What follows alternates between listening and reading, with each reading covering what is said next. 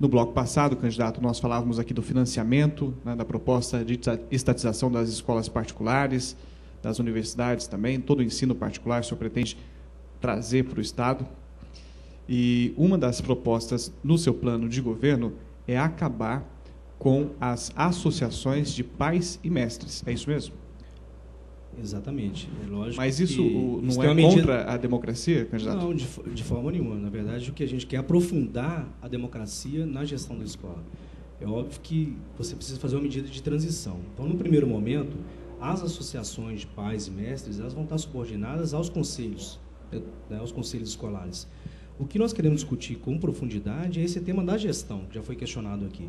A partir do momento em que a própria comunidade, os trabalhadores em educação, os pais e os alunos participam de forma democrática da gestão da escola, não tem sentido outros tipos de associações, porque o conselho ele vai definir os rumos da escola. Hoje, definir os rumos, inclusive, do ponto de vista dos gastos da educação, daquilo que é direcionado de recurso para cada uma das escolas. Hoje, o que acontece? Existem as APMs e existe o diretor da escola. Os conselhos, hoje os diretores são automaticamente o presidente do conselho. Então nós defendemos, como medida de transição, no primeiro momento, a subordinação das APMs aos conselhos e como uma medida efetiva para a democratização da gestão, a construção de conselhos efetivamente paritários e democráticos. Com relação à gestão ainda, hoje, o senhor deve ter ido na Folha de São Paulo, a um artigo, uma reportagem, contando do movimento Todos pela Educação, acho que o senhor conhece, né? Porque formado aí por cerca de 30 entidades, ONGs, associações, sindicatos, enfim, tem sua base popular lá, discutível até de certa forma, mas é um movimento grande e legítimo da sociedade brasileira, o movimento Todos pela Educação. E a Carta Compromisso, que eles lançam agora, neste período eleitoral, diz que um dos itens que eles pretendem punir gestores que não cumprem o seu dever, que não cumprem metas. O senhor diz que cada escola tem que ter uma gestão livre, né? Então não vai ter meta. Por exemplo, o senhor governador não vai cobrar do secretário de Educação metas dos seus assessores. Como é que o senhor trabalharia com essa questão de gestão, né? Em primeiro lugar, precisa esclarecer que tipo de meta que se pergunta, né? Hoje a escola, na verdade, ela tem um papel que é principalmente as escolas profissionalizantes, né, que não foi nem tocado aqui. Elas servem hoje para formar uma mão de obra qualificada para atender o setor privado, as grandes empresas. Na nossa avaliação, o papel da escola é o papel da formação integral. A formação integral se dá com o ensino integral, mas não da fórmula mágica como se apresenta hoje. Para ter ensino integral, para ter melhora na qualidade do ensino, é fundamental investimento, é fundamental concurso público. Os trabalhadores da educação, eles têm que ter uma carreira. Por que há tanto desestímulo na vida do magistério, dos trabalhadores, principalmente aqueles trabalhadores mais precários? Porque não existe plano de carreira. Não existindo plano de carreira, não existe sentido a pessoa dedicar a vida dela para melhorar a qualidade do ensino. Então, na nossa avaliação, a questão da gestão ela está relacionada a isso, a você, inclusive, ter controle popular, pais, alunos, os trabalhadores, os filhos dos trabalhadores, sobre os recursos e sobre a gestão, inclusive, pedagógica da escola. Não acreditamos que metas para quem? Candidato, o senhor considera o salário dos professores pago hoje um valor digno? Quanto o senhor pagaria para os professores no eventual governo? Nós defendemos o pagamento hoje para os professores, em particular, o salário do piso mínimo do DIEESE para 20 horas.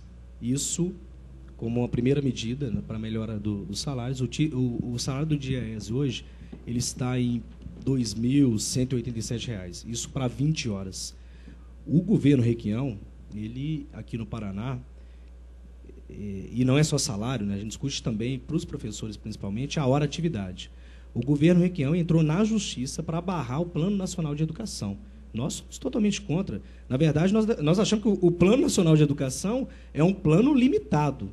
Ao ser limitado, ele não coloca, como o PSTU defende na sua proposta, piso do DIEESE para 20 horas, sendo 50% em hora-atividade. O Plano Nacional de Educação ele estabelece 1/3 em hora-atividade. Sabe quanto que é pago no Paraná hoje? 20%. Então, nós temos que discutir com profundidade qual que é o significado do investimento de 30% do orçamento do Estado na educação.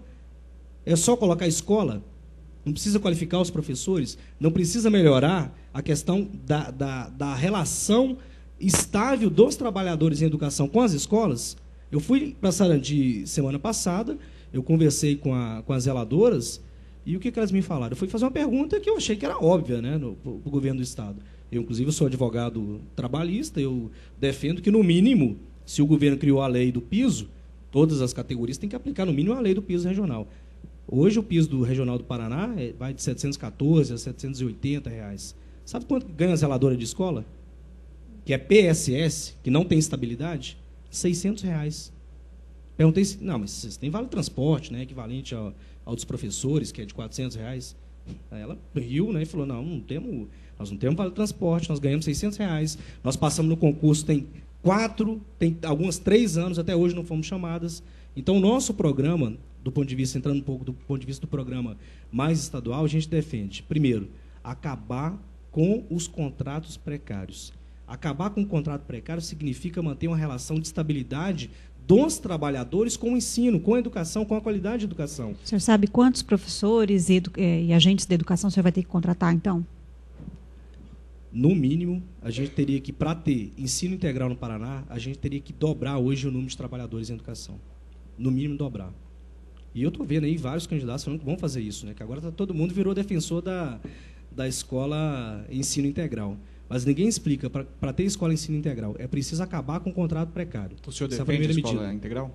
Nós defendemos a escola integral, mas não da forma como está articulada, inclusive, a perspectiva da escola integral hoje.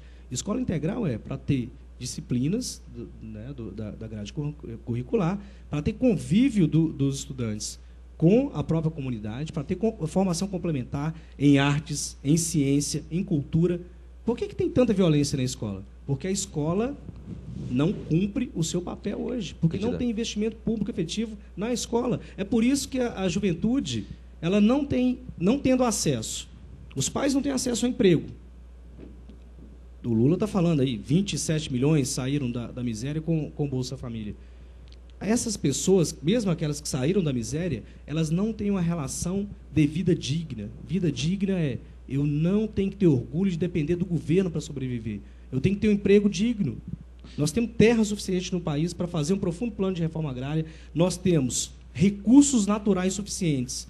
Tanto que o Brasil, enquanto todos os países passavam pela crise econômica, o Brasil saiu da crise econômica, não foi porque o Lula é o cara, como diz o Obama, foi porque o Brasil entregou a maior parte dos seus recursos naturais durante a crise para salvar o capitalismo da crise. É por isso que conseguiu sair da crise. Só que esses recursos não são inesgotáveis. Então, nós precisamos ter controle sobre as riquezas. Então, entraria no tema, inclusive, da reestatização das empresas.